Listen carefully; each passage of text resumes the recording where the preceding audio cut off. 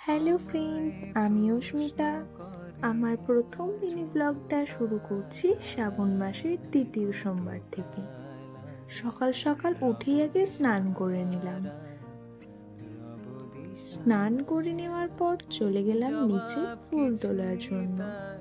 তারপর গিয়ে দেখি বৃষ্টির জন্য কামরাঙা গাছ থেকে অনেক কামরাঙা নিচে পড়ে গেছে, আর বৃষ্টির জলে গাছগুলো অনেক সুন্দর লাগছিল।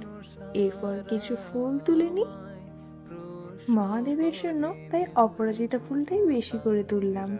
এছাড়াও আরো অনেক ফুল তুলেছিলাম। এই গাছগুলো বৃষ্টির জলে তাজা হয়ে উঠেছে আর অনেক ফুল ফুটেছিল। এই দেখো, এক পেথে ফুল তোলা হয়ে গেছে। এবার চলে গেলাম ঠাকুর ঘরে। ঠাকুর ঘরে গিয়ে আগে ঠাকুরকে দেখে প্রণাম করে নিলাম। তারপর ঠাকুরের জন্য ফল কাটতে লাগলাম আমি। সব ঠাকুরের জন্যই আলাদা আলাদা জায়গায় ফল কেটে নিলাম। তারপর মিষ্টিও দিয়ে দিলাম। এবার প্রথমেই গোপুসোনাকে তুলে স্নান করাতে লাগলাম। ঘি মাখিয়ে গোপুসোনাকে ভালোভাবে স্নান করিয়ে নিলাম।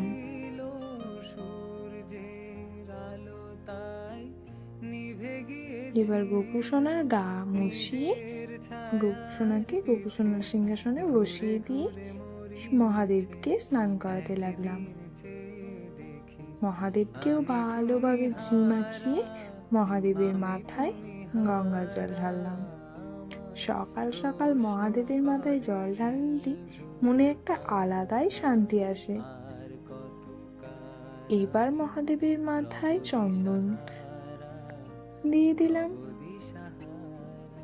এরপর ঠাকুরকে মিষ্টি দিয়ে দিলাম।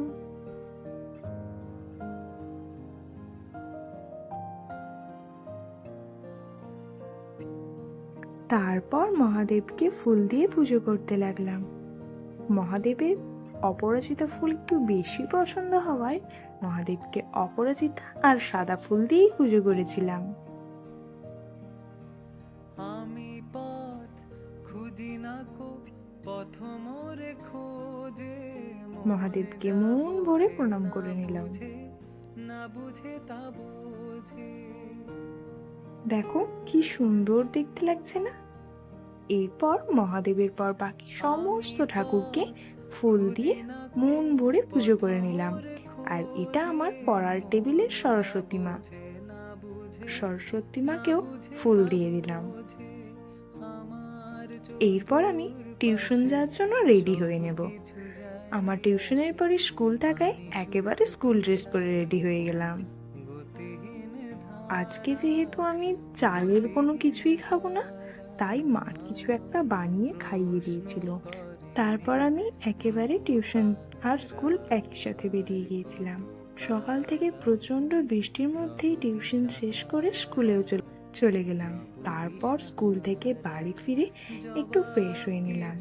আজকে আমি আবার আমার নিজের বাড়ি যাব, তাই একেবারে রেডি হয়ে বেরিয়ে একটা আমুল কুল খেয়ে নিলাম।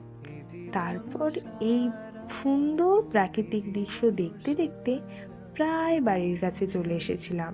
তারপর বাড়ির রাস্তার খালটাকে দেখে আরো সুন্দর লাগছিল, পুরো জলে ভরে গিয়েছিল, আর সাথে বৃষ্টিও পড়ছিল। বৃষ্টিতে ভিজতে ভিজতেই বাইকে করে বাড়ি চলে এলাম। বাড়িতে আসার পরই দেখা হয়ে গেল আমার পুচকু পিসিমণির সাথে, আর তারপর একটু ফল খেয়ে পড়তে বসে গেলাম। এইভাবেই আজকের দিনটা কেটে গেল। ভিডিওটা কেমন লাগলো জানাতে ভুলবে না, আর লাইক করে সাবস্ক্রাইব করে দিও। Thank you.